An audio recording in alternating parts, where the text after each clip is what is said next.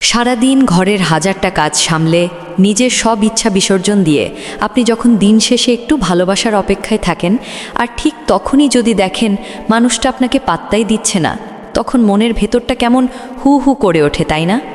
মনে হয় এই মানুষটার জন্যই কি আমি সব করছি? মাঝে মাঝে নিজেকে খুব একা মনে হয় যেন আপনি একটা অদৃশ্য মানুষ হয়ে গেছেন, যার কোনো ভালো লাগা বা মন্দ লাগার দাম কারো কাছে নেই। আপনি কি জানেন এই অবহেলা কেন শুরু হয়?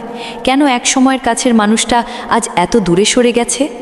আজকের এই কথাগুলো শুধু আপনার জন্য, যারা নিজের ঘরেই পরবাসীর মতো জীবন কাটাচ্ছেন। আমি কথা দিচ্ছি, এই ভিডিওর প্রতিটি কথা আপনার মনকে শান্ত করবে এবং আপনাকে নতুনভাবে বাঁচতে শেখাবে। ভিডিওর মূল আলোচনা শুরু করার আগে আমি আপনাদের কাছে একটি ছোট্ট অনুরোধ করতে চাই। যদি আমার এই কথাগুলো আপনার একটু উপকারে আসে বা আপনার জীবনের সাথে মিলে যায়, তবে ভিডিওটিতে একটি লাইক দিয়ে দেবেন। আর ভবিষ্যতে এমন আরও অনেক দরকারি এবং জীবনমুখী ভিডিও পেতে আমার এই চ্যানেলটি এখনই সাবস্ক্রাইব করে রাখুন এবং পাশের বেল বাটনটি চেপে দিন। আপনাদের ভালোবাসা আর সাপোর্ট পেলেই আমি এমন আরও অনেক কাজ করার অনুপ্রেরণা পাই। আমরা অনেক সময় ইউটিউবে খুঁজি স্বামী কেন গুরুত্ব দেয় না, অথবা স্বামীকে ভালোবাসতে বাধ্য করার উপায়। আসলে সমস্যাটা যতটা না বাইরের, তার চেয়ে বেশি আমাদের ভেতরের। প্রথম যে বিষয়টি নিয়ে আমি খুব বিস্তারিত বলতে চাই তা হলো নিজের আত্মসম্মান বা সেলফ রেসপেক্ট। দেখুন, আমরা যখন কাউকে খুব বেশি ভালোবাসি তখন তাকে খুশি করতে গিয়ে নিজের সম্মানটা প্রায়ই ভুলে যাই। আমরা ভাবি আমি যদি তার পায়ের কাছে পড়ে থাকি, আমি যদি সব সময় তার সব কথা মুখ বুজে সহ্য করি, তবে সে হয়তো আমাকে অনেক বেশি ভালোবাসবে। কিন্তু সত্যিটা হলো এর ঠিক উল্টো। মানুষ সেই জিনিসটাকেই অবহেলা করে যা খুব সহজে পাওয়া যায়। আপনি যদি সব সময় তার সব অন্যায়ের সামনে মাথা নিচু করে থাকেন, তবে সে অবচেতন মনেই আপনাকে আর আলাদা কোনো মানুষ হিসেবে গণ্য করবে না। সে আপনাকে তার জীবনের একটা অংশ বা অভ্যাস মনে করবে, আর অভ্যাসকে কেউ কোনোদিন কদর করে না। তাই নিজের গুরুত্ব বাড়াতে হলে আগে আপনাকে নিজের চোখে নিজের দাম বাড়াতে হবে। আয়নার সামনে দাঁড়িয়ে নিজেকে বলুন, আমিও একজন মানুষ, আমারও সম্মান পাওয়ার অধিকার আছে। যেদিন আপনি নিজেকে সম্মান করতে শুরু করবেন, আপনার স্বামীও বুঝতে পারবে যে আপনাকে নিয়ে যা খুশি তা করা সম্ভব নয়। দ্বিতীয়ত, আমাদের খুব সাধারণ একটি সমস্যা হলো আমরা স্বামীর ওপর অতিরিক্ত নির্ভরশীল হয়ে পড়ি। শুধু অর্থনৈতিকভাবে নয়, মানসিকভাবেও। আমাদের ভালো থাকা বা খারাপ থাকা পুরোটাই যেন ওই মানুষটার ওপর নির্ভর করে। সে একটু ভালো কথা বললে আমরা আকাশে উড়ি, আর সে একটু মুখ ভার করলে আমাদের পৃথিবী অন্ধকার হয়ে যায়।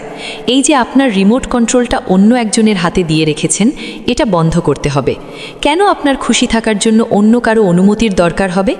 আপনি নিজের একটা জগৎ তৈরি করুন। আমি জানি ঘরের কাজ আর সন্তান সামলানোর পর নিজের জন্য সময় পাওয়া খুব কঠিন, তবুও দিনে অন্তত আধ ঘন্টা নিজের জন্য রাখুন। এমন কিছু করুন যা আপনাকে মানসিক প্রশান্তি দেয়। হতে পারে সেটা বাগান করা, সেলাই করা, কিংবা স্রেফ বারান্দায় বসে এক কাপ চা খাওয়া।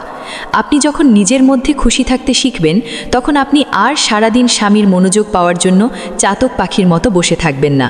আর যখন আপনার স্বামী দেখবে যে আপনি তাকে ছাড়াও নিজের মতো করে বেশ ভালো আছেন, তখন তার মনে আপনার প্রতি একটা নতুন কৌতূহল আর শ্রদ্ধা তৈরি হবে। এখন কথা বলি কথা বলার ধরন নিয়ে। স্বামী গুরুত্ব দিচ্ছে না দেখলে আমরা সাধারণত দুইভাবে প্রতিক্রিয়া দেখাই। হয় আমরা চুপচাপ একা একা কাঁদি, নয়তো চিৎকার করে ঝগড়া করি। বিশ্বাস করুন, এই দুটোর কোনোটিই কাজে আসে না। আপনি যদি চুপ থাকেন, তবে সে ভাববে সে যা করছে সব ঠিক আছে। আর আপনি যদি চিৎকার করেন, তবে সে ভাববে আপনি একজন ঝগড়ুটে মানুষ। তখন সে আপনাকে এড়িয়ে চলার আরও বেশি বাহানা পাবে। তাহলে উপায় কি? উপায় হলো শান্তভাবে কিন্তু স্পষ্ট ভাষায় কথা বলা। ধরুন সে বাসায় এসে আপনার সাথে কথা না বলে শুধু ফোনে ব্যস্ত আছে। আপনি তখন রাগ না করে তার পাশে গিয়ে বসুন এবং শান্তভাবে বলুন, দেখো, আমি সারাদিন অনেক কাজ করি এবং তোমার সাথে কথা বলবো বলে অপেক্ষা করি, কিন্তু তুমি যখন আমার দিকে না তাকিয়ে শুধু ফোনটা দেখো, তখন আমার খুব অপমানিত বোধ হয়। আমি চাই আমরা অন্তত 20 মিনিট একসাথে গল্প করি। এই যে অভিযোগ না করে নিজের অনুভূতির কথা জানানো, এটা অনেক শক্তিশালী। একে বলা হয় আই স্টেটমেন্ট। আপনি তাকে দোষ দিচ্ছেন না, বরং আপনার কেমন লাগছে সেটা জানাচ্ছেন। যখন আপনি এভাবে কথা বলবেন, তখন অন্য মানুষের পক্ষে আপনার কথা উড়িয়ে দেওয়া কঠিন হয়ে যায়। অনেকে ইন্টারনেটে খুঁজে বেড়ান সংসারে সুখী হওয়ার উপায়। আসলে একে অপরের সাথে সম্মান দিয়ে কথা বলার চেয়ে বড় কোনো উপায় আর হতে পারে না। চতুর্থ যে বিষয়টি হলো নিজের ব্যক্তিত্বকে উন্নত করা। আপনি বিয়ের আগে কেমন ছিলেন? হয়তো অনেক চঞ্চল ছিলেন, হয়তো আপনি অনেক সুন্দর করে কথা বলতেন বা গান গাইতেন। বিয়ের পর কেন সেই মানুষটা হারিয়ে গেল? সংসারের চাপে আমরা অনেক সময় নিজেদের বাহ্যিক রূপ আর অভ্যন্তরীণ গুণাবলী দুটোকেই অবহেলা করি।